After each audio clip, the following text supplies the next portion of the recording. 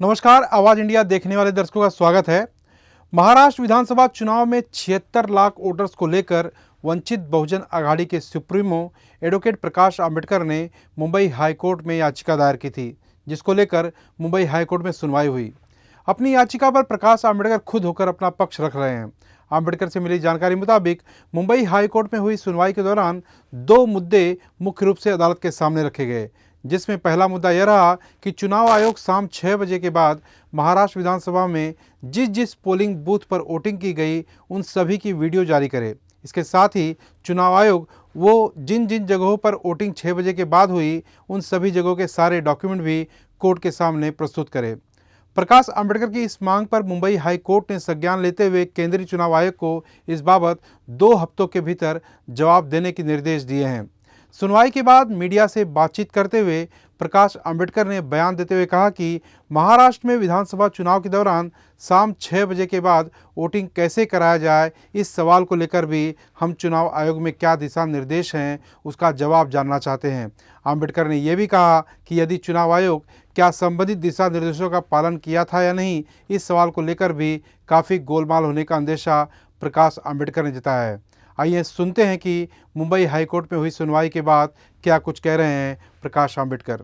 Election, Maharashtra के election होने के बाद एक बयान दिया था कि 6 बजे के बाद का जो वोटिंग है वो कम से कम 76 लाख जो है वोटिंग हो चुका है, 76 लाख वोटिंग हो चुका है, ऐसी उन्होंने जानकारी दी थी।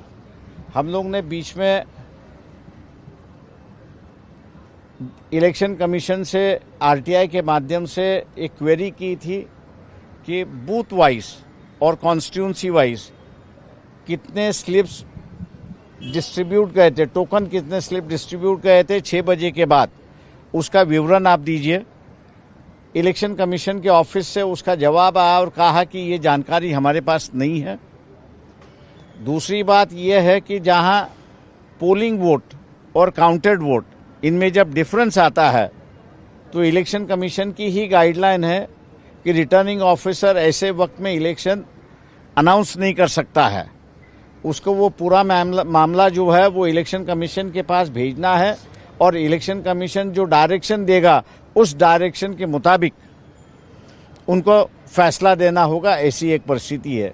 तो ये 2 मुद्दों पर जो है हम लोग की इलेक्शन रिट पिटीशन दाखिल है और मैं ये मान के चलता हूं कि आज नोटिस इशू की गई है, सेंट्रल गवर्नमेंट को, यूनियन ऑफ इंडिया को नोटिस इशू की गई है, चीफ इलेक्शन कमीशन को नोटिस इशू की है और महाराष्ट्र के जो इलेक्टोरल ऑफिसर है उनको ये नोटिस इशू कर दी है और कोर्ट ने 2 हफ्ते के अंदर उनसे जवाब मांगा है।